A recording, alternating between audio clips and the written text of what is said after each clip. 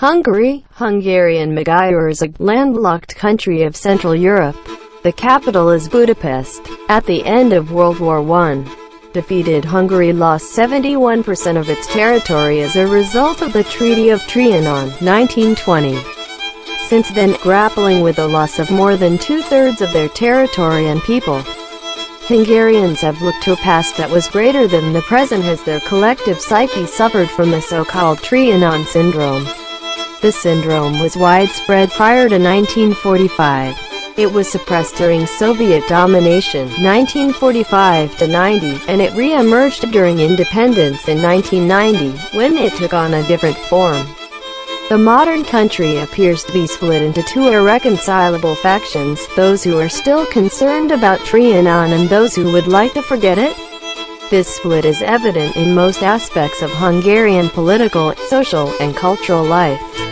Hungarians who know their country as Magyarország, land of Magyars, are unique among the nations of Europe in that they speak a language that is not related to any other major European language. Linguistically surrounded by alien nations, Hungarians felt isolated through much of their history. This may be the reason why, after Christianization, they became attached to Latin, which became the language of culture, scholarship, and state administration, and even the language of the Hungarian nobility until 1844. Cast adrift in a Slavic-Germanic sea, Hungarians are proud to have been the only people to establish a long-lasting state in the Carpathian Basin. Only after 6 centuries of independent statehood, 896–1526, did Hungary become part of 2 other political entities, the Habsburg and Ottoman empires. But even then, Hungarians retained much of their separate political identity and near independence, which in 1867 made them a partner in Austria-Hungary, 1867–1918. This was much more than the other nations of the Carpathian Basin were able to achieve before 1918. By accepting Catholicism in 1000 CE, the Hungarians joined the Christianized nations of the West. But they still remained on the borderlands of that civilization. This made them eager to prove themselves and also defensive about lagging behind Western developments elsewhere. Their geographical position often forced them to fight various Eastern invaders, and as a result, they viewed themselves as defenders of Western Christianity. In that role, they felt that the West owed them something, and when, in times of crisis, special treatment was not forthcoming, e.g. Trianon in 1928, they judged the West as ungrateful. Today Hungary is wholly Budapest-centered. The capital dominates the country both by the size of its population, which dwarfs those of Hungary's other cities, and by the concentration within its borders of most of the country's scientific, scholarly, and artistic institutions. Budapest is situated on both banks of the Danube, Hungarian Duna River, a few miles downstream from the Danube bend. It is a magnificent city, even compared with the great pantheon of European capitals, and it has been an anchor of Hungarian culture since its inception. In spite of many national tragedies during the last 4 centuries, Hungarians remain confident and are proud of their achievements in the sciences, scholarship, and the arts. During the 20th century, many talented Hungarians emigrated, particularly to the United States. Among them were leading scientists who played a defining role in the emergence of American atomic discovery in the computer age. The abundance of these scientists, mathematicians, economists, anthropologists, musicians, and artists, among them a dozen Nobel laureates, prompted Laura Fermi, writer and wife of Italian-American physicist Enrico Fermi, to speculate about the mystery of the Hungary talent. Landlocked and lying approximately between latitudes 45 degrees and 49 degrees north and longitudes 16 degrees and 23 degrees east. Hungary shares a border to the north with Slovakia, to the northeast with Ukraine, to the east with Romania, to the south with Serbia, specifically the Vojvodina region, and Croatia, to the southwest with Slovenia, and to the west with Austria. Relief. Dominating the relief are the great lowland expanses that make up the core of Hungary. The Little Alfold, Little Hungarian Plain, or Kisalfold, lies in the northwest, fringed to the west by the easternmost extension of the subalps along the border with Austria and bounded to the north by the Danube. The Little Alfold is separated from the Great Alfold, Great Hungarian Plain, or Nagy Magyar Alfold, by a low mountain system extending across the country from southwest to northeast for a distance of 250 miles 400 kilometers. This system, which forms the backbone of the country, is made up of Transdanubia, Dunningal, and the northern mountains, separated by the Visegrad gorge of the Danube. Hungary Magyarország, đất nước không giáp biển ở Trung Âu, thủ đô là Budapest. Vào cuối chiến tranh thế giới thứ nhất, Hungary bị đánh bại đã mất 71% lãnh thổ do Hiệp ước Trianon 1920. Kể từ đó, vật lộn với việc mất đi hơn 2/3 lãnh thổ và con người Hungary đã hướng về quá khứ xa hơn hiện tại khi tâm lý tập thể của họ mắc phải cái gọi là hội chứng Trianon.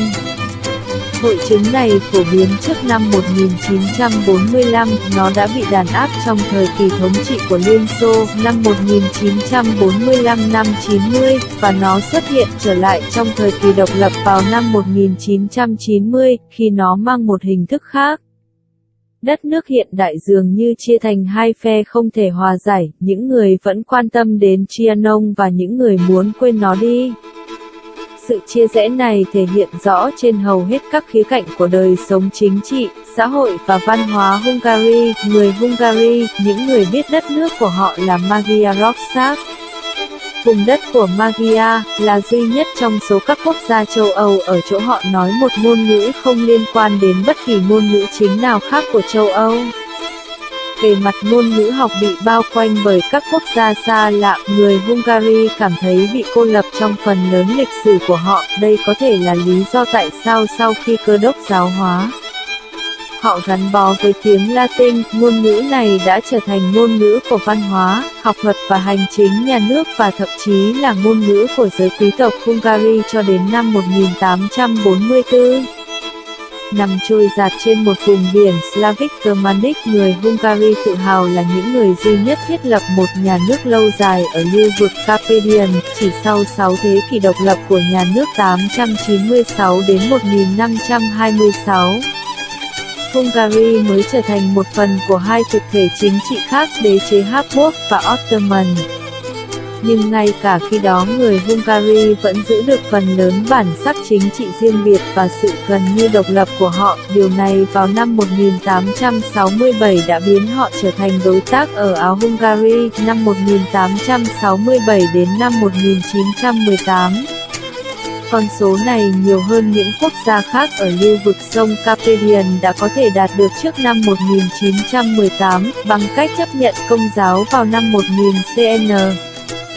Người Hungary đã gia nhập các quốc gia cơ đốc hóa ở phương Tây, nhưng họ vẫn ở lại vùng biên giới của nền văn minh đó. Điều này khiến họ háo hức chứng tỏ bản thân và cũng phòng thủ về việc tụt hậu so với những phát triển của phương Tây ở những nơi khác. Vị trí địa lý của họ thường buộc họ phải chiến đấu với những kẻ xâm lược phương Đông khác nhau, và do đó, họ coi mình như những người bảo vệ cơ đốc giáo phương Tây. Với vai trò đó, họ cảm thấy rằng phương Tây nợ họ một điều gì đó, và khi trong thời kỳ khủng hoảng, không được đối xử đặc biệt, ví dụ, Trianon năm 1920, họ đánh giá phương Tây là vô ơn. Ngày nay Hungary hoàn toàn tập trung vào Budapest, thủ đô thống trị đất nước cả về quy mô dân số thấp hơn so với các thành phố khác của Hungary, và bởi sự tập trung trong biên giới của hầu hết các tổ chức khoa học, học thuật và nghệ thuật của đất nước. Budapest nằm trên cả hai bờ Hungary, Duna, sông Danube, một vài dặm về phía hạ lưu sông Danube Ben. Nó là một thành phố tráng lệ, thậm chí được so sánh với quần thể vĩ đại của các thủ đô châu Âu, và nó đã là một điểm neo của văn hóa Hungary kể từ khi thành lập, bất chấp nhiều thảm kịch quốc gia trong 4 thế kỷ qua. Người Hungary vẫn tự tin và tự hào về những thành tựu của họ trong khoa học, học thuật và nghệ thuật. Trong thế kỷ 20, nhiều tài năng người Hungary đã di cư, đặc biệt là đến Hoa Kỳ.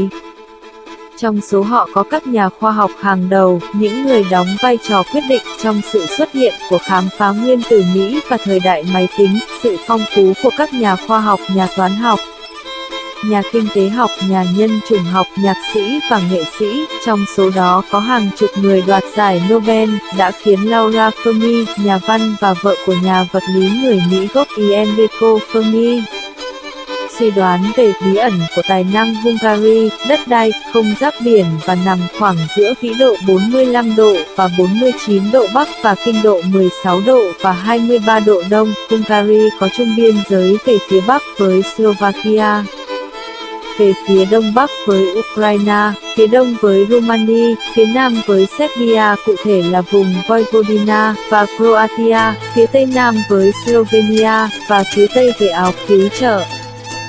Chi phối khu cứu trợ là những vùng đất trũng rộng lớn tạo nên phần lõi của Hungary, Little Alpo, đồng bằng nhỏ Hungary, hay Kisalfon, nằm ở phía Tây Bắc, bao quanh phía Tây bởi phần mở rộng cực đông của dãy núi Fuet dọc theo biên giới với Áo và giáp với sông Danube. Về phía Bắc, The Little Alpo được tách ra từ cuộc đại Alpo, Great Hungary Plain, hoặc Nagi Magia Alphon, bởi một hệ thống núi thấp kéo dài trên khắp cả nước từ phía Tây Nam đến Đông Bắc cho khoảng cách 250 dặm 400 km. Hệ thống này tạo thành xương sống của đất nước, được tạo thành từ Transdanubia, Danontu và dãy núi phía Bắc ngăn cách bởi hẻm núi Visegrad của sông Danube.